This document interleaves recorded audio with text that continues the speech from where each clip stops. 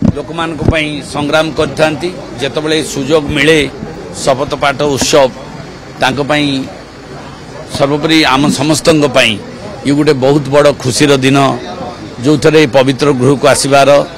एवं जनसाधारण समस्या को उपस्थापन करिवार जो सुजोग मिलता है से समस्ते खुशी मु खुशी नुआ अवतार नहीं इट प्रोसेस जनसेवा हूँ दीर्घकालीन कार्य भगवान को कृपार 35 वर्षर यात्रा से मु 4 थर निर्वाचन लड़ी 3 थर जीति एवं 3टा निर्वाचन मंडल जीति निश्चित भाव में ये नुआ देखा कारण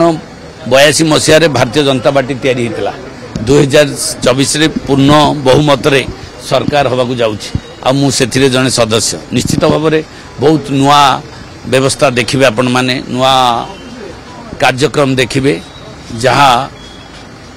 विधानसभा एवं विधानसभा बाहर एवं साधारण जनता पाखे निश्चित भाव में बाहुबली गोटे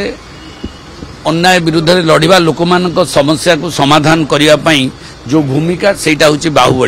बाहुबली केबे कार अन्याय अनीति व्यभिचार कि कौन भूल कथा करे तेणुक से लोकों लड़िबार जो स्वर